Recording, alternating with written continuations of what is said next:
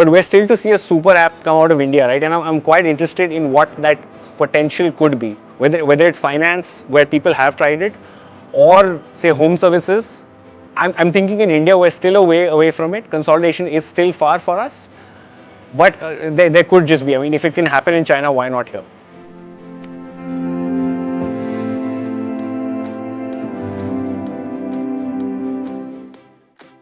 I think not just at RazorpayX, but all throughout my life, it's always been end conversions. Revenue is king, and honestly, if marketing isn't driving revenue, then what are you even doing, right? So it's a success basically looks like how much revenue am I able to drive directly as well as indirectly to my organization.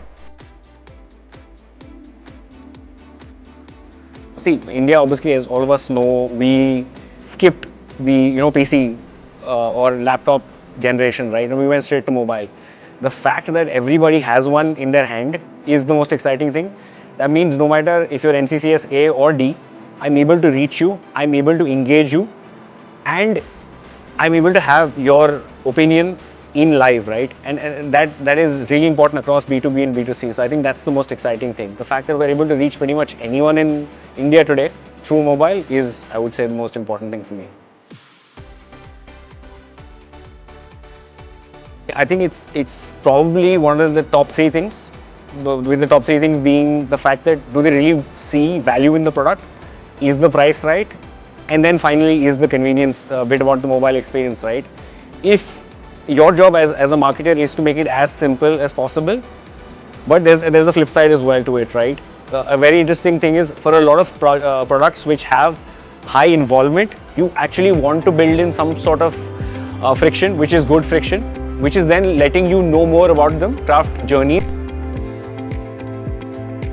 Good friction is basically, now think of it this way, right? If I'm buying something on Swiggy or Zepto, I want my Coca-Cola, I want my bread, and I want it fast.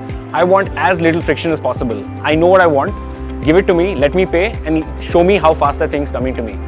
But now think of it from a math tuition perspective, right? If I'm just going to ask you basic information about you and your child, then how will I find a teacher that's actually right for them, right? So in my previous experiences, what we've done is we've actually asked for information like, what is your child good at with maths? What are they bad at? What do they like outside of school, right? Is it Harry Potter? Is it cricket? What grade are they in? What does the teacher say about them? And all of this information then feeds back to their teacher, who then prepares for this and comes, right? So when a demo happens with the teacher, I'm able to actually design it for that child. Say if they're in sixth grade, in ICSE and they like Harry Potter, maybe the first math sum is from Harry Potter, right? Likewise in B2B for RazorpayX, right? If someone's looking for payroll, if they're a 20-person company, I need to know what kind of compliances that they're actually interested in versus a 5-person company versus a 1,000-person company. So the more information they give me, right, my salesperson can actually prepare the demo and make it more consultative rather than having a one-size-fits-all. So good friction is something that a lot of high involvement products should need and should utilize in the right way, right? And I mean, think about it. If somebody asks you your blood group on Swiggy, you'll be like, that's weird. But if they ask you that on a hospital or an insurance app, then you know it's right. So communicating why you're asking questions to them and how this offers value to customers is, I think, most important when building good friction. More than shortening the way, the path to conversion, I think it's about finding those who are in market, right? Not everybody is in market, and especially I can tell you from a B2B perspective, at any given time, only 5% of my total TAM or my total addressable market is actually in market purchasing things. But finding those 5 is I would say the first thing to solving the problem. How do you get signals within your different touch points that will tell you that they are more in market than the others? But at the same time, the other 95 are equally important, because if they're not in market today, there is a tomorrow, a day after, a quarter later or a year later, especially in B2B, right, where you have multi-year deals.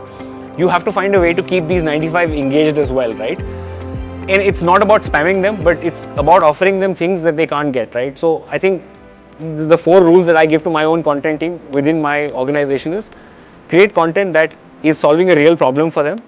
This content can't be easily found. They would pay for it if you actually put a price to it, and you're able to showcase your brand, which in this case is RazorpayX, in a good way without being salesy, right? So when you're actually having an engine of that sorts, right, then the 5% at any given time are always in touch with you, you're always top of mind, and then that's the easiest way for them to get them into your funnel and then have a meaningful conversation. Yes and no. Now it depends, right? If there is an industry where everyone's spending the same amount of money to get the same amount of customers, yes, then consolidation is a much smarter way. But then we've also seen the way super apps work, right? Like it works, say, like a WeChat works in China, where everything they do, right from paying bills to chatting to shopping, everything is part of one app. But we're still to see a super app come out of India, right? And I'm quite interested in what that potential could be. Whether it's finance, where people have tried it, or say home services. I'm thinking in India we're still a way away from it. Consolidation is still far for us. But there could just be, I mean, if it can happen in China, why not here?